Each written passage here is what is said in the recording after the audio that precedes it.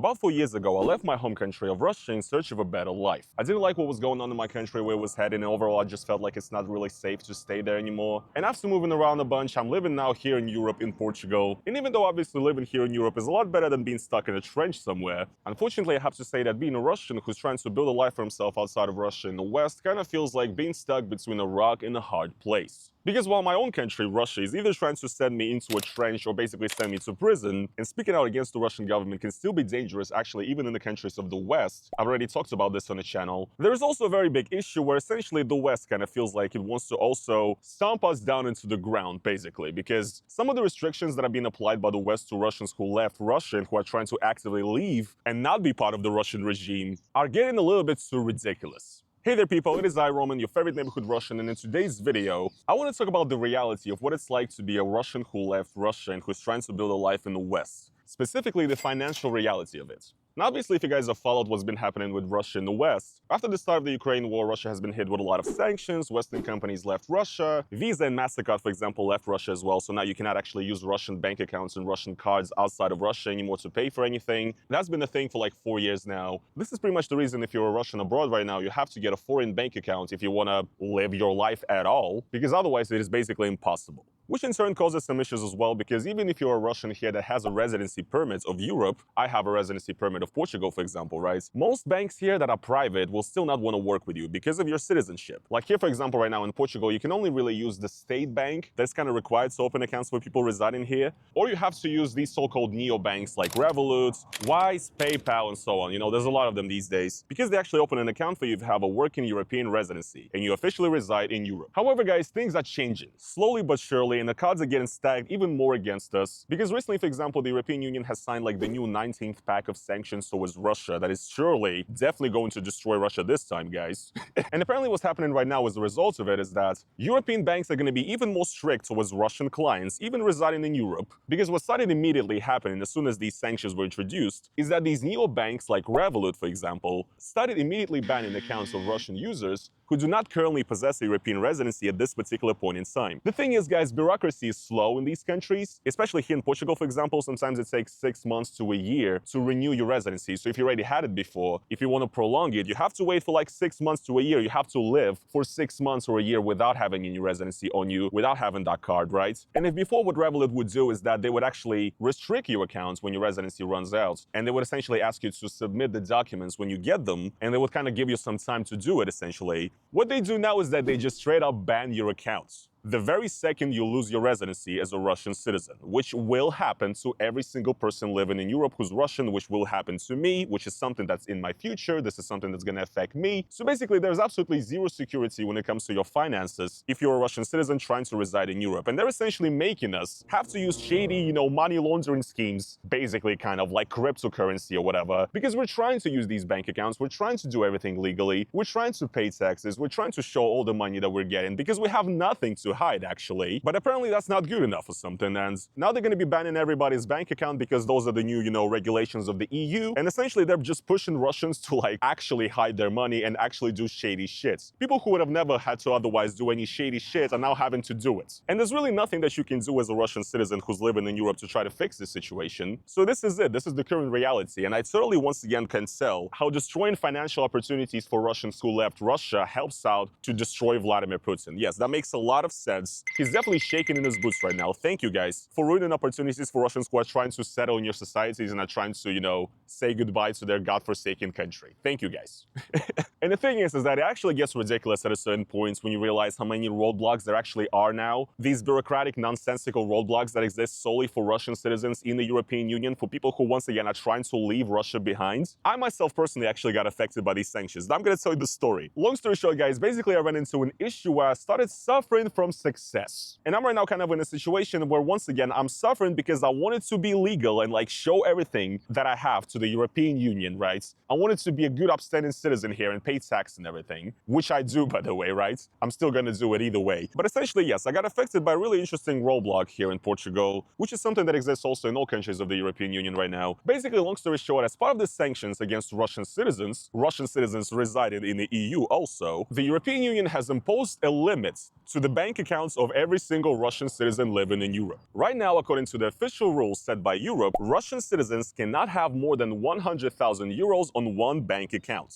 When you look at it right away, it kind of seems like first world problems, right? Because, let's be honest, nobody has pity for a person that has 100K in the bank. But once again, it gets quite a little bit more ridiculous when you realize that if you're a Russian citizen, you have a lot of trouble opening up and maintaining a lot of bank accounts in Europe. So what happens is that a lot of Russians are essentially restricted and they're not allowed to have more than this amount of money in their bank account kind of ever. And this is actually an issue that I myself ran into here. Now, once again, guys, I know that it's hard to feel any empathy and any sympathy for a motherfucker that has 100K in the bank, but guys, these are like my life savings and shit, and I transferred all the money I pretty much ever saved up and made on YouTube. I decided I'm gonna send it all to Europe, to a European bank here. That would make sense for security-wise, I thought, until I ran into a very interesting issue. Essentially, I was supposed to receive a payment from YouTube on my bank account, and it did not come through, and it specifically happened at a time where I almost had 100K in the bank, and obviously I was immediately thinking that this has to do with this restriction that is applied to Russian citizens. But the thing is, the funniest part of it all is that according to the rules set out by the European Commission in the European Union, according to their guidelines, according to their explanations, these are official documents that exist, by the way, Russian citizens that reside in Europe and that have a working residency permit of a European Union member states, these restrictions are not supposed to apply to these people. So technically, I'm not supposed to be restricted by this limit on my accounts. And yet, when I try to talk to the bank and when I try to explain the situation to them, they've never encountered this situation ever in their life because they don't have to deal with Russians and with these nonsensical sanctions all the time. They don't know what to do. So essentially, I was just told to my face that, yes, I have a limit on my accounts and that I cannot receive this payment because I cannot go over this limit. And essentially, when I told them that this limit is not supposed to apply to me because I do have a residency here and I do live here, they basically just said, sorry, we don't know what to do. You maybe just have to email us with an official complaint and then we'll respond to you. But low-key, I don't even want to do it because I just feel like they're gonna ban my fucking account. Because, as a Russian, once again, anywhere outside of Russia, even inside of Russia also, it feels like, fighting for your rights and fighting for your dignity is worthless. They just gonna fucking kill you basically. I completely fully realize that I'm already considered a risky client for every single bank here because of my citizenship, right? So I don't really even feel like I'm in a position to argue my rights because they will just say all right, bye, if you're such a smartass, right? And I also really don't want to do it because in these guidelines, it actually states that even if a Russian national has managed to surpass this restriction because he has a residency permit in one of the EU countries, if the residency permit expires, then the Russian national once again loses the right to have over 100K on the accounts. Which is something, by the way, that is going to happen to me. There will be a time where I will lose my European residency because it will expire and run out. And it's gonna take 6 months in a year to get it back. So there is no winning here, guys. And once again, I'm not asking for empathy even necessarily in this situation. I know people are gonna say, cry me a river, another rich Russian complaining about his such difficult life. Look, I get it. Yes, these are first world problems, sure, okay? But as a young person who's trying to grow, who's trying to build a fucking family, who's trying to maybe own a house one day, crazy, right? I would like to be able to have a little bit more money on my fucking account. I'm sorry, but houses are fucking expensive these days. 100K is fucking nothing, okay? It really is nothing. When you get some money, you realize that you don't have shit, actually. And the funniest part is that, the idea, as far as I understand, behind these restrictions for, the max amount on the account for Russian citizens, I guess it was kind of implemented to stop Russian oligarchs and, children of corrupt politicians from the Putin regime or whatever from keeping their money in the West. And it's what? You do realize that if I was, an actual Russian oligarch or, a son of a wealthy Russian politician or something, I could just go to fucking Switzerland with my billions and just get a bank account there and just, they wouldn't give a fuck whatsoever. But because I'm a regular person who's actually worked hard for his fucking money, I'm I don't deserve anything. I need to be I'm a fucking bug that needs to be squashed. This is how I fucking feel. It's ridiculous, okay? And once again, I can totally see how keeping Russian people who are trying to settle in your countries and are trying to live a good, decent, honest life and not break any laws, pay all the taxes and everything, to integrate, to learn your language, to do whatever. I totally see how it makes sense to restrict these people from keeping money in European banks and therefore not only improving the European economy and the economy of, the respective countries that they live in. Also, once again, showing Europe that you are a person who, kind of has trust in European Union and kind of wants to live here and settle here and actually, once again, you don't want to hide any money in shady cryptocurrency schemes or whatever. Yes, I can totally see how restricting Russian people from keeping money in European banks stops Vladimir Putin. Yes, guys. Vladimir Putin is shaking in his fucking boots right now. All the Russian oligarchs who have accounts in Switzerland and fucking Cayman Islands, all of them are crying tears right now. Thank you guys. You guys are doing such a good job of stopping the Vladimir Putin regime by restricting people who are trying to do the best to fucking leave it behind and who wants to do nothing with it and who come from these fucking godforsaken countries where people have zero human rights. And like, I'm gonna be called once again the privileged one here for complaining about this and like having the gall to complain about having first world money problems while, you know, there's people out there in Ukraine being blown up. Look, the fact that Russia is doing terrible shit and that somebody has it worse does not mean that I don't get to complain and I don't get to have any problems in my fucking life anymore. It's not a competition of who's more oppressed, okay? I made a video about this very recently where people were like, I got a lot of shit on the internet for literally talking about how I ran into a situation here in Europe where they didn't want to repair my monitor because it was bought in Russia or whatever. And people were like, how dare you complain where people are getting blown up? Like, bro, you do understand that you can just go and say, people in Ukraine do get to complain because people in Gaza have it way worse. Yes, you can say that, but that's once again also just fucking stupid.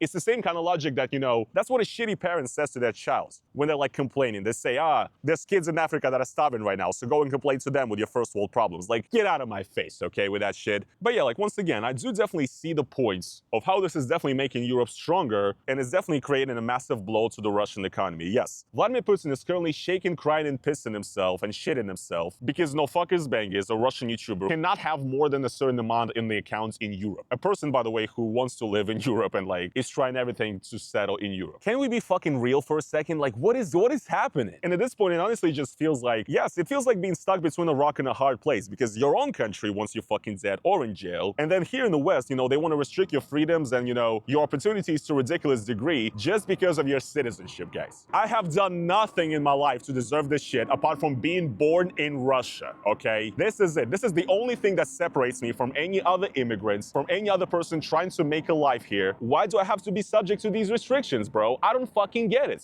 But actually, I do get it. It's populism. It's dumbass populism. You know, they don't really think when they, you know, make these decisions. And also, as we can tell by the way this actually works in real life, even though they create these guidelines, you know, they try to, you know, kind of soften the blow a little bit and tell them that actually these restrictions do not apply if you have a working residency permit, right, of Europe. In reality, when you tell this to the bank, to any, you know, relevant institution, you just get hit with, sorry, we don't know what to do. Because once again, nobody really gives a fuck. And nobody really cares to like keep up these guidelines. They just made a decision and now it's actively already ruining lives, basically. And essentially, I don't see any profit in this decision, any point in it, other than for dumb fucks on Instagram Reels to leave comments saying, Based Europe, more suffering for Russians, bro.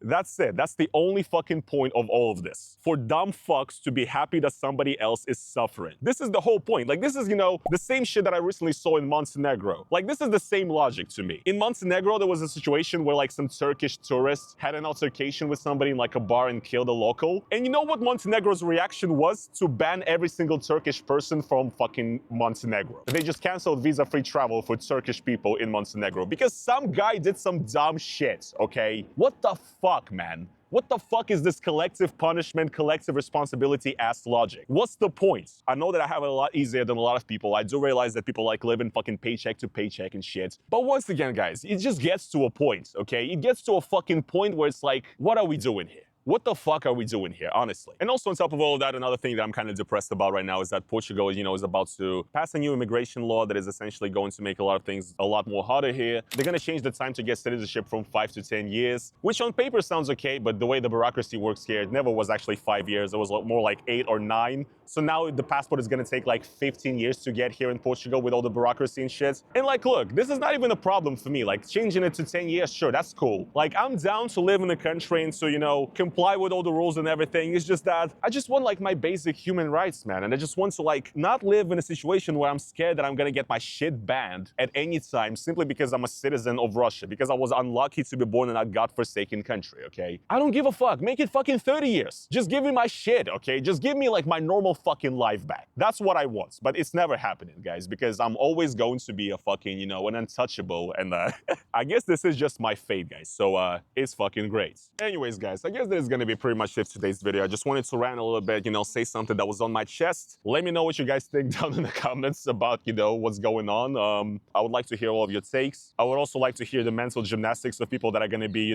defending what is happening here. And yeah, guys, that's gonna be it pretty much for this video, I guess. I hope you enjoyed it, and if you did, please make sure to slap the like button. And as always, if you guys want to support me additionally, and that is financially, go over to the link down in the description, buy me a coffee, or become a Patreon supporter. It helps me out a lot. I'll see you guys in the next one. Hopefully the next video is going to be a little bit more upbeat. Bye.